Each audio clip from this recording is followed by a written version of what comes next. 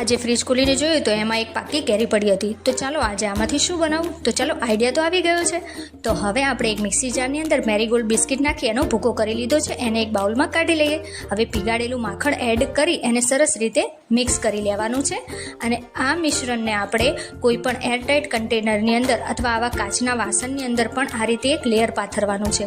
હવે લેયર સરસ રીતે પથરાઈ જાય ત્યારબાદ એને આપણે ઢાંકણથી એકદમ ટાઈટ બંધ કરી એને આપણે ફ્રીજમાં મૂકી દઈશું. અને જે કેરી આપણે કાઢી હતી એને આપણે કટ કરી લેવાની છે, એટલે કે ટુકડા કરી લેવાના છે. મેં અહીંયા થોડી ક્રિએટિવિટી કરી છે, એટલે મને થોડી પણ મજા આવી કે ચાલો આપણે પણ આજે આવું કરી લઈએ તો કેવી મસ્ત કેરી લાગે છે.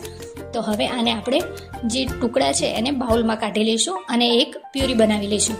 અને બીજા મિક્સી જારની અંદર આપણે ઘરનું બનાવેલું પનીર એડ કરી લઈએ. ત્યારબાદ વ્હીપ ક્રીમ છે એ એડ કરી છે અને જે આપણે કેરીની પ્યુરી બનાવી હતી એ એડ કરી લીધી છે. ત્યારબાદ એમાં મીઠાશ માટે થોડી ખાંડ એડ કરી અને એનો પણ એક સરસ એવી ક્રીમ બનાવીને રેડી કરી લીધી છે. હવે આ ક્રીમને આપણે બાઉલમાં કાઢી લઈએ અને એની અંદર ક્રંચ માટે કેરીના ટુકડા એડ કરી લઈએ.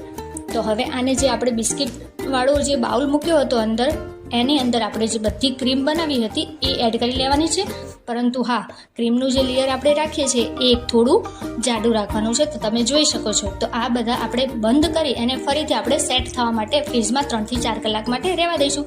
હવે 3 થી 4 કલાક બાદ તમે જોઈ શકો છો કે કેવું સરસ રીતે આપણું લેયર છે સેટ થઈ ગયું છે ક્રીમનું.